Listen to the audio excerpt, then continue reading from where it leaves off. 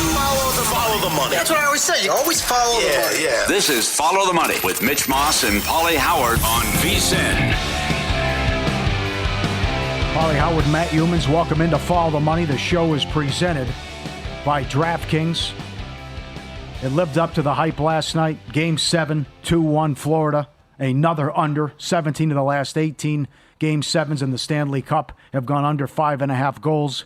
You did get the first period that went over, and then the goal by Reinhart, which you could make the case Skinner has to come up with that. Was he screened? But glove side, and that stands up, and that holds up in the 2-1 win. I know you were critical of McDavid, Matt. A no-show in Game 6 and Game 7. No points, only 2 shots on goal.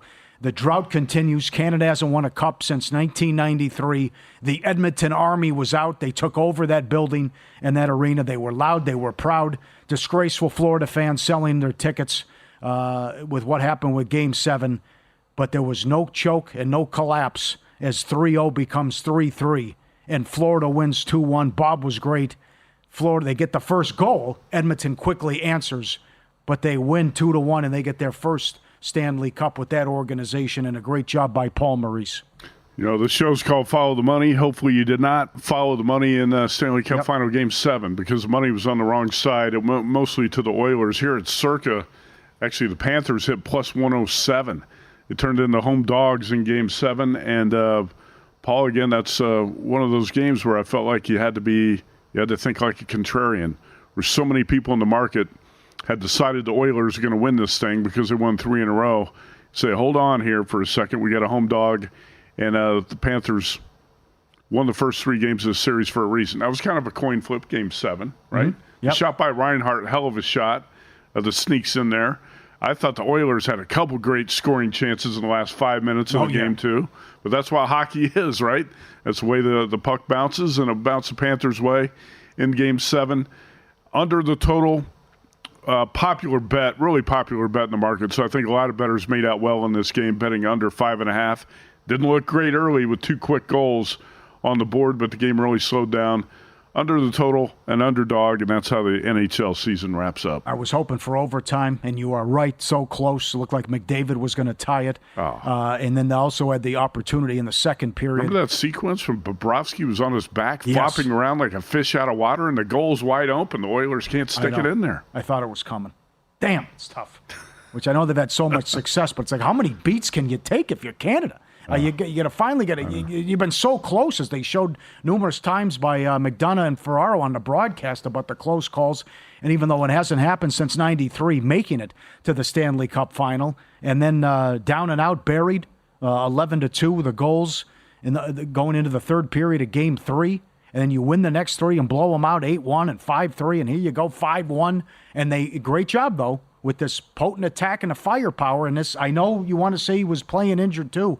But Draisaitl also didn't do much as well. But the fact that they were in this position without McDavid doing anything in the last 2 games and not much from Draisaitl in the Stanley Cup final, and you take it to 7, and they only get 1 goal and they fall. I mean, you tell me before the game that Skinner's only going to allow 2. Yeah. I love my chances with how great they've been offensively. And the power play has been so good. This all-time ridiculous power play. Only 3 power play opportunities in the entire game, 1 for Edmonton. And Edmonton goes into the offseason killing off 48 of the last 49 with the penalty kill. Again, a great job and a great coaching job by Knobloch, but they fall short, and Florida gets it done. They were plus 450 to win in 7. But your thoughts on McDavid, and also we'll get into the Conn Smythe here and the shenanigans with the crazy line movement while the game was going on. First of all, too, I think the officials did a great job of staying out of the way, which they do a lot of times in a Game 7 or a Super Bowl, right? The officials don't want to be the story. The Fogle you had to call. The cross-check, the stick comes up right away 4 minutes into the game. But that's I always want to see that. That's rule number 1 of a big game. Stay out of the way. Don't be the difference, and don't be the reason a game's decided. You and I talked a lot about this to open the show. I didn't feel like Connor McDavid deserved to be a minus 3,000 favorite to win the Conn Smythe going into Game 7. He was minus 250, $3 going into Game 6, and he had 0 shot attempts and 0 points. Again, Papa Giorgio here tweets us, and I think A lot of people probably share this opinion. It's a little harsh, maybe. McDavid's the best player in the league, but Paul, you can't no-show in Game 6 and Game 7 of the Stanley Cup Final. I was surprised. The quote to tweet to us here at Follow the Money, this McFraud is no Gretzky, Lemieux, or Messier. I didn't even hear his name the last 2 games. Real superstars would never disappear like that. And it's harsh, but it's also true that when your legacy's on the line, when you're trying to win a cup for Canada for the first time in 30 years in your franchise, in such a high-stakes game, 6 and Game 7, how do you no-show like Connor McDavid did? Now, he was, I think, an influence out there. He's still an incredible playmaker and a passer.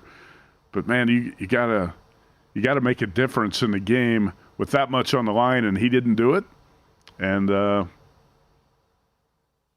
probably still deserved to be the Conn Smythe winner, but I'll agree with that. I think it leaves a bad taste in a lot of people's mouths when you see a superstar like that who doesn't show up really in the last 2 games of a high-stakes series. Well, not to have an impact either. 2 shots on goal. Right. And that's the disappointing thing. And certainly those all-star teams in the 80s with the Oilers, it was ridiculous. I mean, it was Gretzky, Messier, Curry, Coffey, it was Fuhrer. It was ridiculous how good they were. But it's going to follow them around, that you have to win the big one. And this was the year they finally got defense and goaltending, and then they couldn't get it done. He couldn't get it done when it counted. But that's the disappointing thing. If Skinner has an off night or Florida's fantastic, you say, okay, you tip your cap to him and say, great job. But you allow 2 goals and you can't win with this potent Edmonton team. That's a disappointing thing as well, and also to be so close, because we saw the firepower and to take them out 8-1, and to beat them 5-3, and to beat them 5-1. But when I need you here, when I need you the most, you know where to be found, and you disappear in Game 6 and Game 7. He does become the 6th player to win the Conn Smythe on a losing team, the 2nd skater all-time. Leach did it in 1976. The other 4 are goalies. The last to do it, Giguère, in 2003. Now, while the game was going on at DraftKings and other markets, he was minus 250 in the second period. He came down to 250. So, as you pointed out, how could he get up to 3,000? Right. When you go from minus $2, $3 up to 3,000 after they win Game 6 and he doesn't do anything, and then he goes from 3,000 down to as low as 175, as low as 250 at DraftKings in the second period, and Barkov was 2-1, Bob was 9-1. And then he ends up winning the award and doesn't accept the trophy and doesn't come out. He takes it later but wouldn't come out. I'm okay with that. Yeah, I don't have a problem with it either. Yeah. I mean, he's battling the emotions and getting so close, and it's like, that's a weird situation. Kind of like Rory McIlroy at the U.S. Open, right? It's right. Maybe the most crushing moment of your professional career. Do you want to go out and accept an individual award? Nah, I don't think so. I'm fine with Connor McDavid not doing that. So the minus 3,000. But the books are guessing. It's a bizarre. Yes. It's a bizarre betting market. It's a bogus number, and obviously you could see that in the way that number deflated during the Game 7. You get what you say, got all the way down to minus 175 or 250. Yeah. Yeah. Because to me, although he's had a great playoff run, it's hard to get there with Bobrovsky. Right. And certainly, while he no-showed in Game 6 and Game 7, you had a 20-point gap between McDavid and everyone else, and he was in the Gretzky-Lemieux discussion in terms of most points in a single postseason. Sure. And broke Gretzky's record for most assists. And it was Hextall did it in 87, Giguère I mentioned, Leach in 76, Glenn Hall goalie in 68, Crozier goalie in 66 as well, with Conn Smythe Trophy winners from a losing team. But we just saw this very situation, this thing play out in the Eastern Conference Finals of the NBA, where Tatum got as high as $11 and didn't win it. It went to Jaylen Brown for Eastern Conference Finals MVP. So they're putting up a market, putting up bets, which good for them. But it's a guessing. And you still have the artifacts and relics. Who are you going to vote for someone on a losing team? Well, it's different, as you pointed out. Conn Smythe is the entire playoffs as opposed to other sports and the NBA, because I thought LeBron absolutely should have won in 2016. There are still a lot of voters. I won't give it to someone on a losing team. Can't do it. There's 2 things here. One is, you and I were looking for this. We still can't find the results of the voting for the Conn Smythe. Has that been published somewhere? I can't find it. The other thing, NBA puts it right out there. Yeah. Another thing is, we just watched 7 Stanley Cup final games, and the Oilers' top two offensive players, McDavid and Draisaitl, scored a total of 2 goals, and one of those was an empty net goal. Yep. Yes. That's a big disappointment. That is tough. Yeah. That is a tough off season, and a tough one to shake. That is that's. We got the vote. That is going to be tough to overcome, but that's certainly it's fair. Oh, it's Greg Wyshynski. What does he have? Okay. I'll look at it in a second. The other angle was Corey Perry, which, can you believe this now? He's lost 4 Stanley Cup finals on 4 different teams within 5 years. Montreal, Dallas, Tampa, and now Edmonton. That's a lot of weird stuff happened in this series. Between the blowouts and how it flipped and the adjusted series prices. Wow. And then certainly what happened with the Conn Smythe. You thought Bob had it. Still a vicious beat, though, if you had Bob or Barkov to win the Conn Smythe, because you're up 3-0. They're going to win the series. And you think, Cash, what are the tickets? Do you have it? What do you see? McDavid got every first-place vote but one. Oh! Barkov got almost all the second-place votes. Bobrovsky actually got one first-place vote from Ryan Clark of ESPN. Ryan Clark has a vote? How is Ryan Clark on the ballot list? Look at this crap. Is it 18? Yeah. All for McDavid but one with Bob. So the 3,000 was a good number, as it turns out. Win some, lose some. Up next.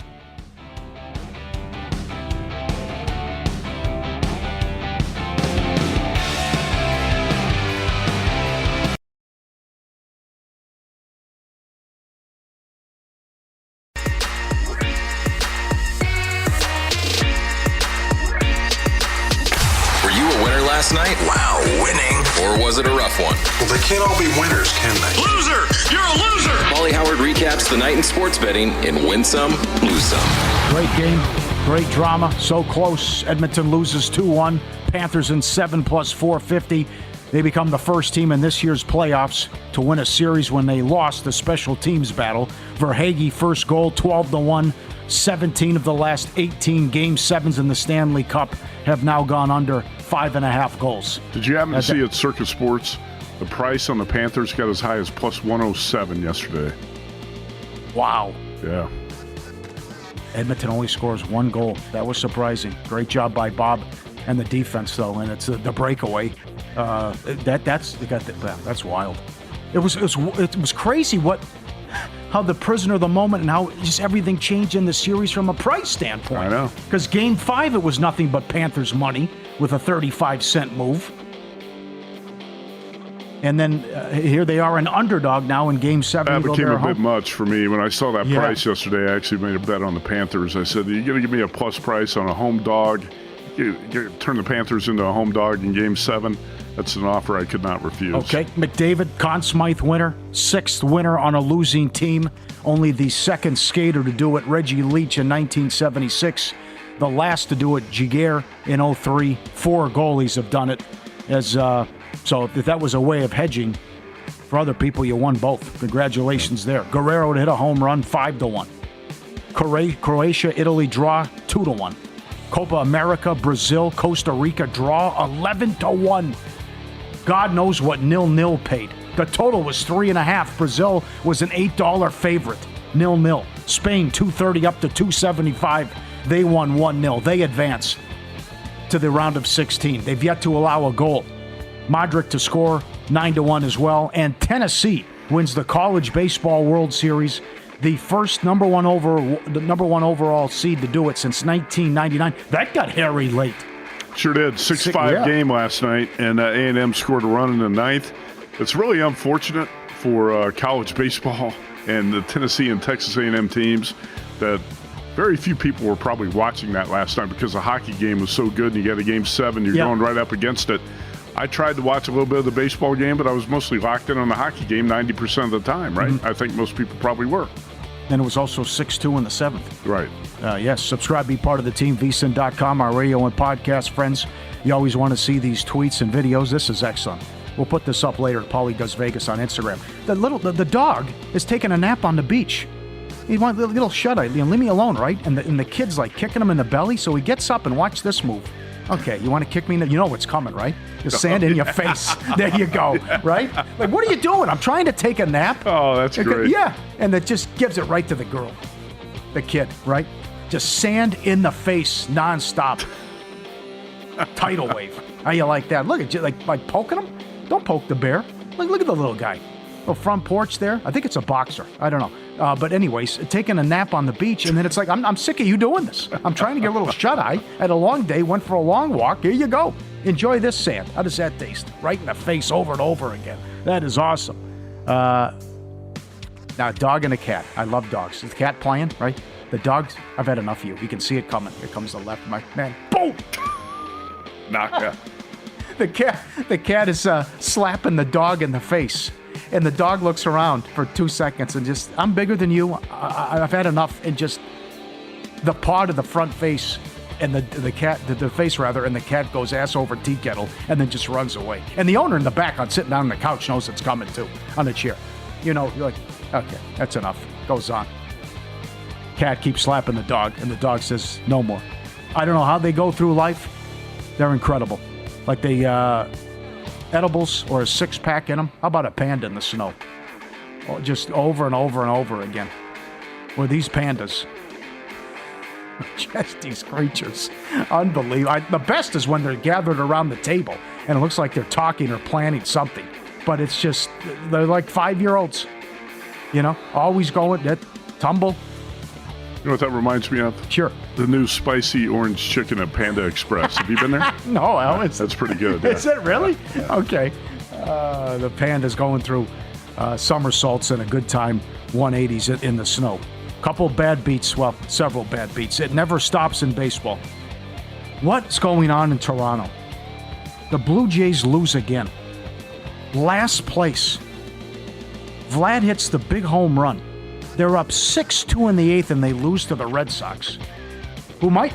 By the way, the Red Sox are hot I was going to say, yeah. All the talk about no one was excited and the fan base was furious. They might be a playoff team. 7 games over 500. Yeah, absolutely. And they win again, and they come back in dramatic fashion and win 7-6. The Blue Jays were plus 150. The Cubs were $1.15. They led the Giants 4-2 in the ninth. They blow it. Another disappointment, right? Because Milwaukee's not going to run away and hide, and it's going to maybe St. Louis who's going to catch them, but no one is stepping up to take it out of Pittsburgh and Cincinnati and the Cubs. And the Cubs have had this great start by Assad and Imanaga, and they're still, going through the motions and struggling to put together a 500 product, and they blow it and lose 5-4. And the Nats plus 170. They led the Padres 6-3 in the 10th, and the Padres walk it off, obviously at home, and that's win some if you're a Padre fan with the Derek Stevens circa getaway, where you get the limo, the suite, the cabana, and dinner at Barry's. And it happened twice all of last year. 4 walk-off wins for the Padres in the last couple weeks. Padres have had a good, especially good last week or so with walk-off wins. And they're now over, I believe, 1 or 2 games over 500. Yeah. But that's a brutal beat. If you got the Nats at that price and you got a 3-run lead in the 10th, you think you're probably good. That's baseball betting. Yep, I had this too. Croatia was 2-1 for the second straight match. Oh no! For the second straight match, they allow a goal on the last kick. Back up! Don't try to score. What do you do? There's less than a minute left. You move on if you win. That was an incredible goal from Italy, but that. I don't know what they were doing from a defensive standpoint. Just park the bus and get your asses back. It just happened to you in the last match. Well, I think it was Albania or whatever. And then it happens again. You're going to go through in advance, and you give up a goal on the last kick again for the second straight match. Brutal. The beats in soccer are ridiculous. In the 98th minute, 99th minute again. Just sheer lunacy. NFL training camp starting in less than a month. We have you covered here at VSiN. Our betting guide drops Thursday. We preview every team. Super Bowl picks. We'll talk about this tomorrow. Lombardi has Bengals-Lions in his Super Bowl. And we'll see if anyone can beat Mahomes and the Chiefs. Best bets, props, win totals. The only way to get our new NFL betting guide, become a VSiN Pro subscriber, VSiN.com/subscribe. Sign up today, VSiN.com/subscribe. All right, there you go. Great job, fellas. That was a great game, a wild finish. There's plenty of screen grabs out there on X with the pucks on McDavid's stick with the empty net. He can't capitalize. The criticism's fair. You mentioned Jordan. Gretzky, Lemieux. I mean, you got to give me more than 2 shots. I need more of an impact. Fourth quarter of a Super Bowl, you think Tom Brady's going to show up? I know. That's tough. That's a tough way to go out, even though every voter but one. There are 2 Ryan Clarks at ESPN. Yeah. Who knew? I mean, that's got to be confusing. There's a Ryan. I didn't know there was a Ryan Clark. Right? There's a Ryan S. Clark and another Ryan Clark. Of all the hockey analysts at ESPN, why is Ryan Clark on the voting panel for the Conn Smythe? No Subban? No Messier? I didn't see him on there. Okay, interesting. By the way, Evan Abrams on X, sports betting trend researcher, says series favorites in Stanley Cup final, 18-2 over the last 22 years. 18-4, wow. Excuse me. 18-4 over the last 22 years. Okay. So the favorite wins the Stanley Cup final, a majority of the time, clear majority. It happens again, even though the Panthers were turned into home dogs in Game 7, they were series favorites. Great job by the Edmonton Army. Great season. You've had a lot of success. Not lately, though, but sorry you fell short. Great job traveling and taking over that building, and that was a disgrace what happened. I mean, what's the point of having season tickets if you're going to sell them for a Game 7 winner-take-all Stanley Cup? I can't believe that. And also some of the people defended it. Oh, you pay for next year's. Come on. This isn't like week 2 of a Raider game when Steeler fans are coming to town and come on, it's Game 7. There's nothing about next year. This is the first time in 30 years the Panthers have won the Cup, and they might never win it again. You might be in that position again. So you're going to sell Game 7? Also, the fact that if you win, you hoist the cup. If you lose, you're a punchline and a laughingstock. How it all came down to that. In the kaleidoscope of emotions, what Florida fans and the organization and players were going through as well. I mean, and Paul's upset, too. On X. Name a sport that changes its calling of rules in the playoffs. NHL's the only one, and by far. Clutching, grabbing, tripping's allowed. Imagine the NBA doing the same thing. What would it look like? Well, I know I like him getting out of the way. He only had 1 power play for Edmonton, but they do it round to round in the NHL. You'll see 8 power plays in the first couple of rounds, and then they, as we keep advancing, they swallow the whistle. Matt's incredible breakdown of the Chargers and their win total next.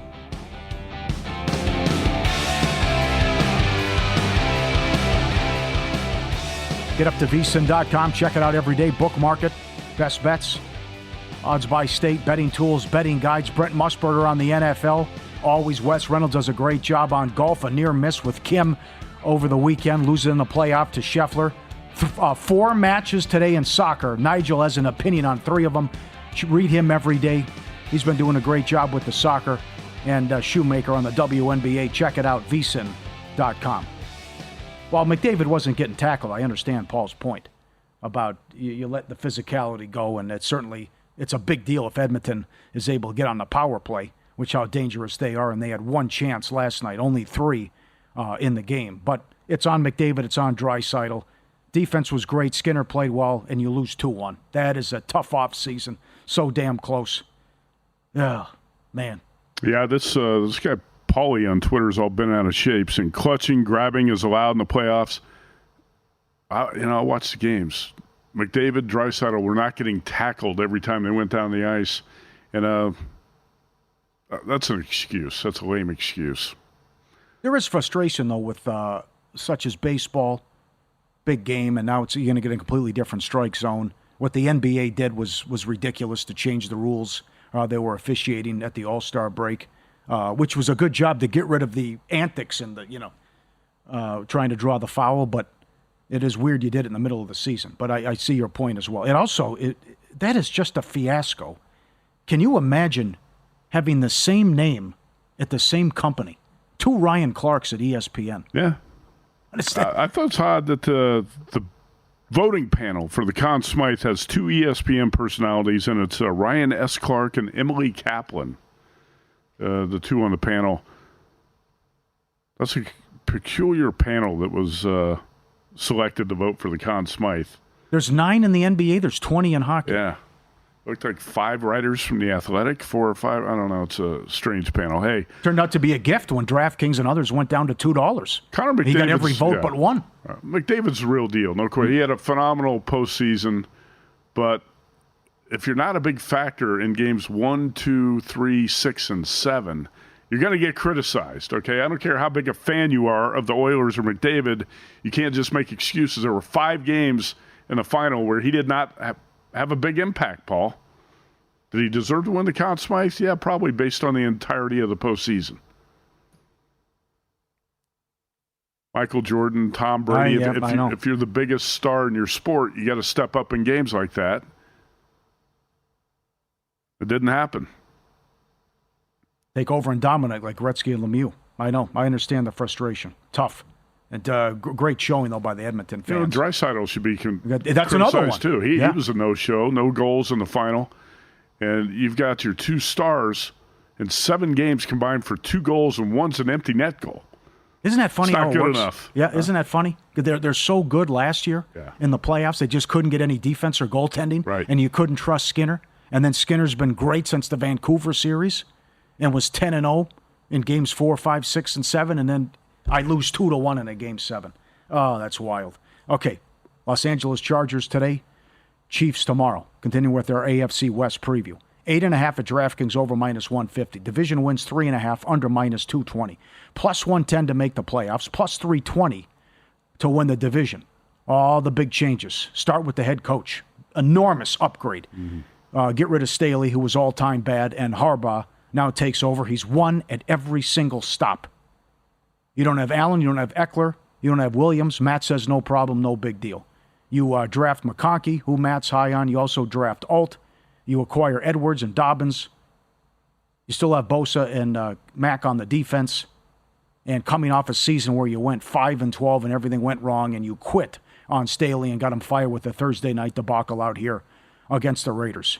You like this win total. You love it over. And a big reason why is the schedule, because coming off that 5-12 season, you get a last place schedule. And certainly there's a lot of winnable games here when you look at the schedule.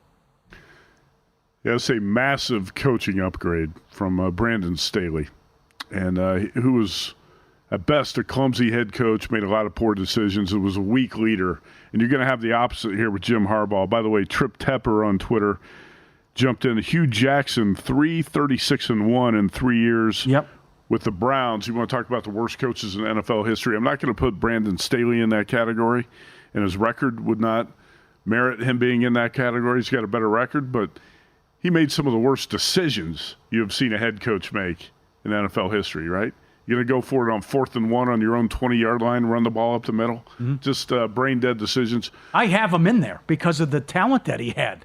I mean, what was Hugh Jackson really working with? And I mean, this guy had a playoff team, and he was the 27-0 debacle. I've not seen a coach in the history of the NFL as I think as bad as Jim Tomsula, who's with the 49ers.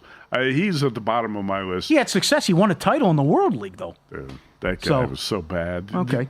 Huh? Did you ever hear him talk? Won games? He had no idea what he was even talking about. He chewed tobacco, I know.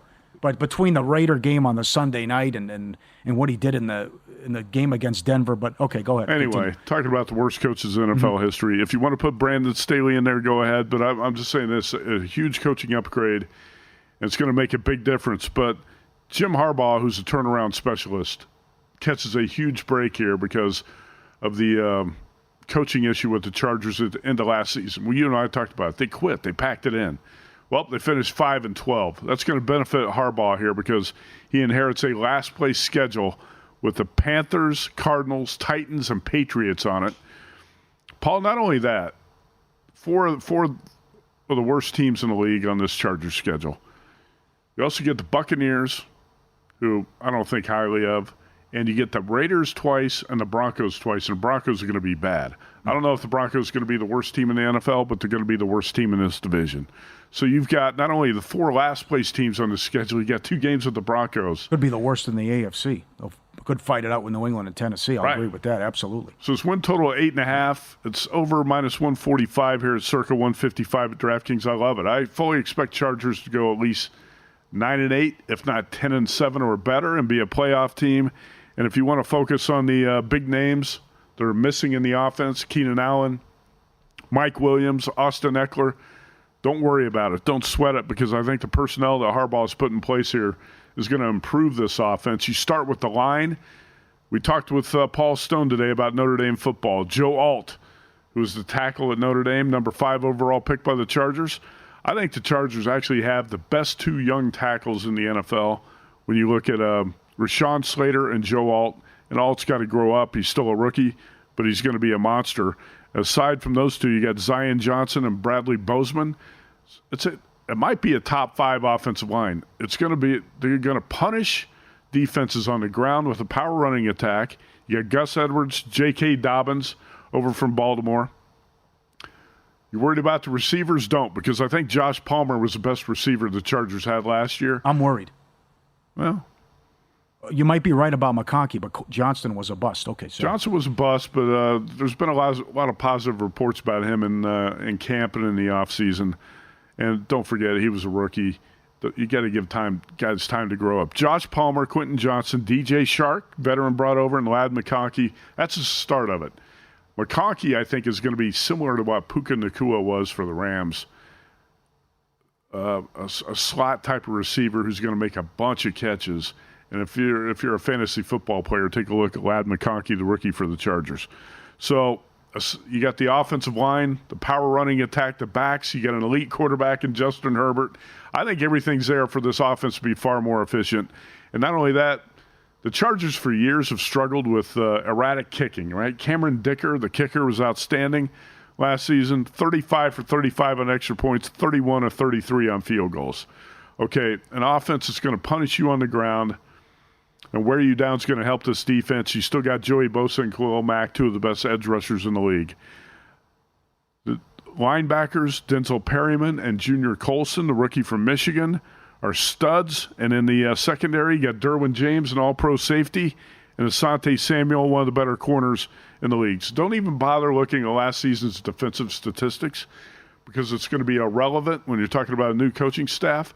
But if you do take out that 63-point game, the bomb that the Raiders dropped on the Chargers, the Chargers' defense was not that bad down the stretch. It's actually pretty good. In fact, I was at the game on, I think it was Christmas Eve, when the Chargers beat the Bills. Or actually, I think they lost to the Bills. Lost close game, yeah. Huh? Did they lose by a field goal? Yeah, close loss. They covered. I know that because I took the points with the Chargers. But it was a low-scoring game, and I think the Bills pulled that out by a field goal. Anyway, Chargers were actually competitive. They were much better in the 5-12 record. And it all starts with the coaching upgrade and one of the weakest schedules in the NFL. That's a formula to get you over 8.5 wins. This is my best bet for all of the NFL and win totals. Wow. That is strong. Strong stuff there. And I didn't want to buy into the Harbaugh hype initially, but they've done everything right, made all the right moves in the offseason. More on the AFC West. Also what JT the Brick told us Monday about the Raiders, and in pocket what we're betting coming up.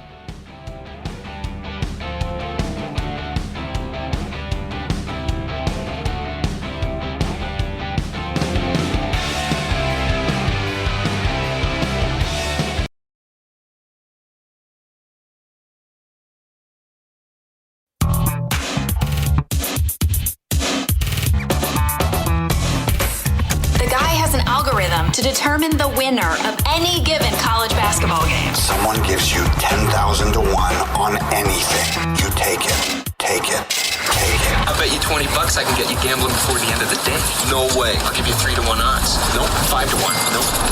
10-1. You're on. All right. Bad read. I thought first period under, second period over last night, and then you had to fade the empty net scenario, which Knobloch did the right thing, waiting until 2 minutes left to pull the goalie. And so Edmonton couldn't generate anything either with the empty net. But Linda Cohen said Bobrovsky should have won the Conn Smythe. Hey, How about that? I really do respect Linda Cohen's hockey opinions. So she said, Bob, what about Bob? He should have won the Conn Smythe? Because of McDavid. Why is she not on the panel? Put her on the Conn Smythe panel. Yeah. Seriously. That's a bizarre voting panel they compiled there for the Conn Smythe Award. Saying McDavid getting shut out in 6 and 7. Big reason why. Well, I'm sure, of course, you can pick apart a bunch of reasons why, but winner with the Panthers. Bobrovsky was pretty good throughout the playoffs, too. Oh, He had yes, a couple it was bad awesome. games, but hey, McDavid had a couple bad games as well. Yep. I'm just really surprised Bobrovsky got one first-place vote, and that's it. And really very few second-place votes, right? It was a blowout. Last night turned out to be a gift. Game That 7. books were hanging $2 on McDavid. He got every first-place vote but one. You just don't know how the panels are going to vote. It's a mystery. I don't think I don't think he deserved to be a dominant favorite like that. Maybe he did deserve to win it, but Bobrovsky gives up one goal in the Game 7, and he barely gets any consideration. He was pretty good throughout the playoffs, aside from a couple games. Yeah, I threw it out there last week about if this goes 7, could he get it in a losing cause? And that's when he's like 7-1 to win the award, 8-1. And then it was Frank Cervelli and others in Canada saying 6. If they just extend this to 6, he's going to win it. Yeah. And it turned out they were right. They were right. Jonathan Davis was on the show with us, and actually he said Friday night on a VSiN show, it's a lock that McDavid's going to win it. He turned out to be right. Good handicapping. Yep. And Panthers before the series started $1.30. And you also had the bettor who used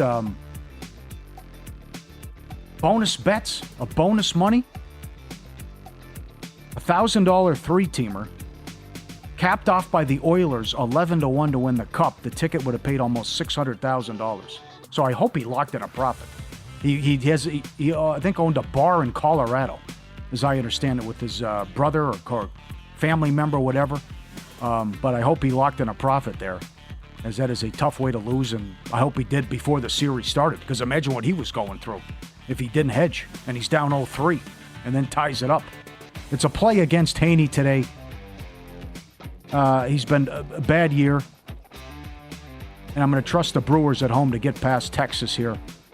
Wilson and the Brewers $1.20 at home, fading Haney and the Rangers. One baseball play. Good luck. Yeah, I'd like to play the Red Sox today because they're red hot. Won 7 straight. Blue Jays have lost 3 in a row. I'm going to pass on the baseball card, though. There's a lot of possibilities, but for now I'm going to pass. What a story. I mean, there's an excellent chance because there's not a lot behind them. And now you got to worry about Houston and Texas, but I don't trust Minnesota, and Kansas City's fallen off. The fan base was furious coming into the year that the Red Sox can make the playoffs. I mean, they're a playoff team as of now, and they're 7 over 500, as you mentioned, just beat the Yankees. And they continue to win games even though the expectations were so low. Didn't look too good the first couple months, but, that's baseball. The Red Sox take 2 or 3 from the Yankees on that weekend series at Fenway. All of a sudden, they're 7 games over, and things are looking up for this team. It can change quickly if you're floating around 500 and you get hot, like the Red Sox have. All of a sudden, you look like a playoff team. The White Sox, 21-58 going into yesterday's game. This one's tough. And now 21-59, but I did not lose this bet, fortunately. Garrett Crochet, I backed yesterday in the first 5. But I say, you can't play it for the full game because the White Sox bullpen will come in and blow the game. 5 2/3 for Crochet. 5 hits, no walks, strikes out 6. The White Sox get 3 hits and no runs. It's 0-0 through 5. They end up losing the game 3-0, but it's a push on the first 5 at plus 115.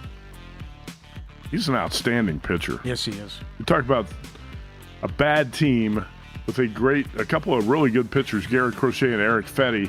There's spots where you're tempted to back the White Sox like that yesterday, but you don't get run support. Paul Skeens goes for the Pirates on Sunday. Outstanding. Gives up 1 run in the first inning, but gets no offensive support.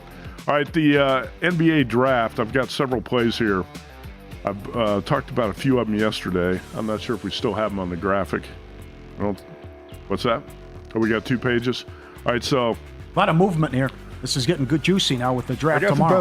got the best of the Bronny James number on that prop. Yeah. 46.5 over minus 140 now. I played it over 40.5. Now it's 46.5. I really don't think he's going to be drafted until that 55th pick by the Lakers.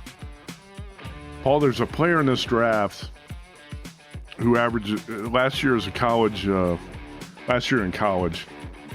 was a player who averaged 4.8 points.